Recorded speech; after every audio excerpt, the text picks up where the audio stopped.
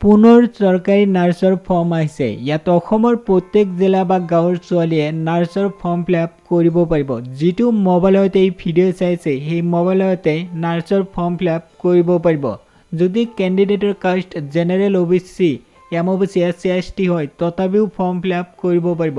এই ভিডিঅ'ত কম সময়ৰ ভিতৰতে গোটেই তথ্য জনাই দিয়া হ'ব, ভিডিঅ'টো স্কিপ নকৰিব।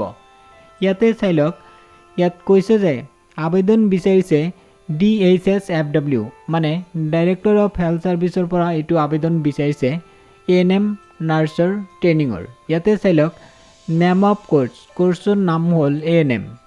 ইয়াতে কৈছে যে কেণ্ডিডেট ফিমেল হ'ব লাগিব, অনলি ছোৱালীয়ে ফৰ্ম ফিলআপ কৰিব পাৰিব ANM নাৰ্ছৰ। আৰু ইয়াতে কৈছে যে ভাৰতৰ ইয়াতে কৈছে নাগৰিক হ'ব লাগিব। তাৰপিছত কৈছে যে কেণ্ডিডেট অসমৰ বাসিন্দা হ'ব লাগিব, ইয়াত উল্লেখ কৰিছে। তাৰপিছত কৈছে যে কেণ্ডিডেটৰ 12 পাছ হ'ব লাগিব।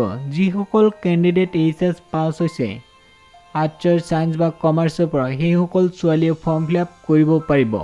ইয়াত কোনো ধৰণৰ পাৰ্চেণ্ট উল্লেখ কৰা নাই, মাত্ৰ ইয়াত উল্লেখ কৰিছে যে 12 পাছ হ'লেই ফৰ্ম ফিলআপ কৰিব পাৰিব ANM নাৰ্ছ। আৰু ইয়াতে কৈছে যে আবেদন কৰা প্ৰাৰ্থীৰ বয়স হ'ব লাগিব। ইয়াত কৈছে যে নট লেছ দেন 18 ইয়াৰ্ছ, যাতে 18 বছৰ তলত নহয়। আৰু ইয়াত কৈছে যে নট মোৰ দেন 25 ইয়াৰ্ছ, যাতে 25 বছৰৰ ওপৰত নহয়, ইয়াত উল্লেখ কৰিছে।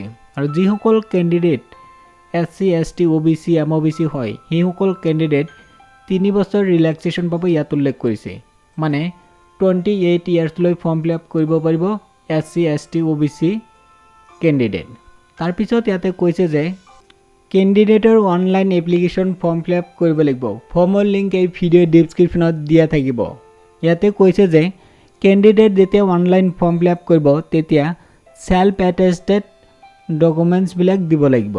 মাৰ্কশ্বিট, তাৰপিছত পাছ চাৰ্টিফিকেট, এইবিলাক সেল্ফ এটেষ্টেড দিব লাগিব। লগতে ৰিচেণ্ট পাছপোৰ্ট সাইজ ফটো দিব লাগিব।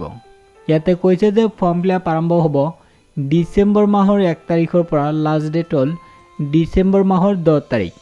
এতিয়া কাম কৰক, এই ভিডিঅ'ৰ ডেছক্ৰিপশ্যনত লিংক পাব, সেই লিংকত ক্লিক কৰি ন'টিফিকেশ্যনটো চাই লওক আৰু ডিচেম্বৰ মাহৰ 1 তাৰিখৰ পৰা মোবাইলতে ফৰ্ম ফিলআপ কৰিব পাৰিব। ভিডিঅ'ৰ ডেছক্ৰিপশ্যনত লিংক দিছোঁ, এতিয়াই চেক কৰক।